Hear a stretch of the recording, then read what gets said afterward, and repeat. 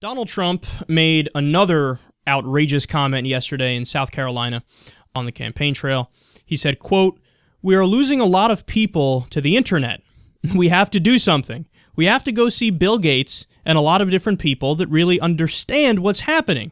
We have to talk to them about, maybe in certain areas, closing that internet up in some way."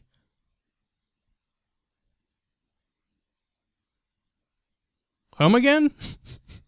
Close the internet up. I don't even know what that means. I mean, I guess it means like, you gotta shut down the bad parts.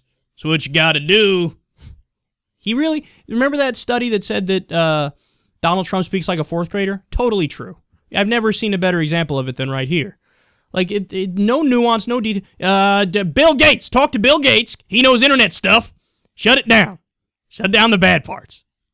I mean, this is, and think about it. What's he really saying? This is no different than communist China, for example, where they're like, yeah, anything we don't like, sorry, you're corrupting public morality or whatever the fuck they want to call it. Shut that part down.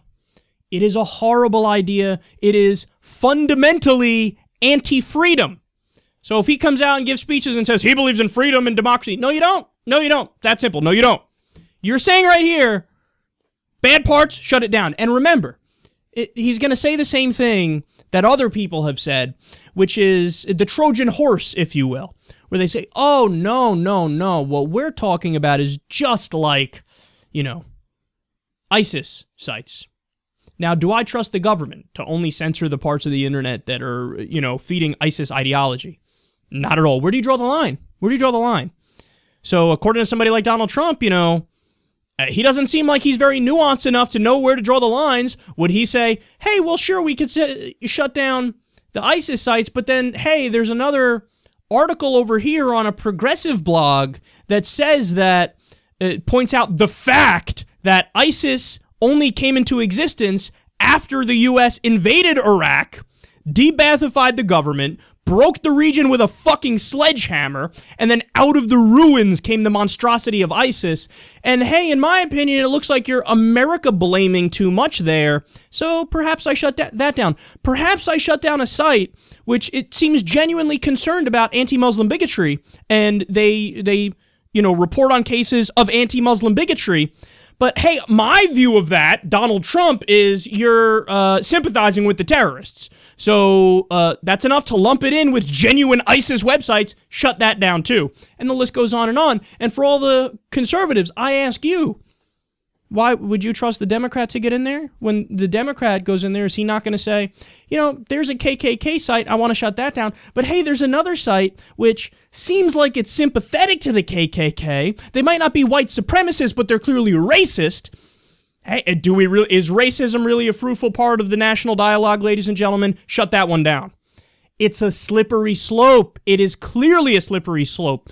You have to believe in freedom of speech, even in the cases where it's grotesque. That's the whole point of freedom of speech. You don't just throw it away when you see something you don't like. Then you never believed in it in the first place. We believe in freedom of speech so much that we allowed the KKK to march through a minority community as long as they did it peacefully. And you know who defended the KKK in that case? The ACLU. They're maligned as a purely liberal organization. And they're like, we just defended the KKK. Why did they do it? Not because they like them, because they're defending them on principle. The principle of your rights are concrete. We don't just throw them away when it's inconvenient. That involves and includes the internet too. Do you want it to be a free forum or do you not want it to be a free forum? Look, it's a different thing completely when you have not the government doing vigilante justice, if you will. Some cases, the vigilante groups might go too far, but broadly speaking, a group like Anonymous, when they target ISIS websites and they're smart enough to only target ISIS websites, right on, buddy. Okay, but Donald Trump and a government which is by definition politicized, whether it's Democrat or Republican, no, you don't trust them with regulating based on content. That is fundamentally against the First Amendment, and it would be a horrible idea.